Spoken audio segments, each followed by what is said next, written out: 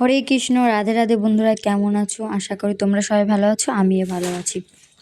এটা আমার first cooking video. এর আগে আমি কোনোদিন রান্নার ভিডিও করিনি, তো ভাবলাম চলে আজ ফার্স্ট কুকিং ভিডিও করছি, একটা কিছু বানানো যাক স্পেশাল, টকটক ঝাল ঝাল মিষ্টি মিষ্টি। আমার হাজব্যান্ডকে বলেছিলাম যে আমলকি আনতে, তা এতগুলো আমলকি এনেছে, তাই ভাবলাম চলো কিছু আমলকির আজকে মুরব্বা বানাই।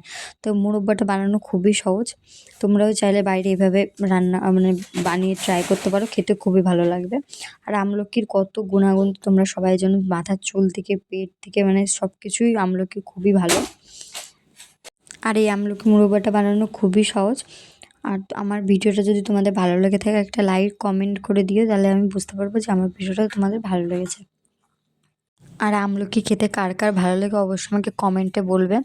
আমার তো খুব ভালো লাগে। আর এই শীতকালে আমলকি মানে এই শীতকালটায় বেশি আমলকি ওঠে। আর অন সিজনে এটা আমলকিরই সিজন। আমলকিগুলো আমি চলো তোমাদের সঙ্গে শেয়ার করি কীভাবে বানালাম। আমলকিগুলো ভালো করে সিদ্ধ করে নিয়েছি। এখানে কাঁটা চামচ দিয়ে ফুটো ফুটো করলে বেশি ভালো হয়, কিন্তু আমার কাছে ছিল না বলে আমি ছুরি দিয়ে ফুটো ফুটো করে নিয়েছি।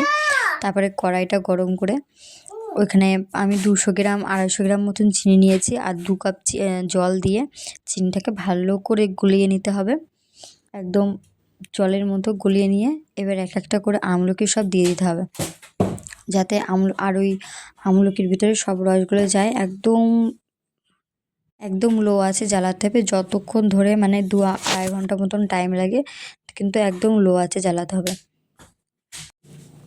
ঢাকনা দিয়ে একদম লো আছে। এবার আমি একটু এলাইচি আর কালা নমক মানে বিট লবণ দিয়ে দিলাম।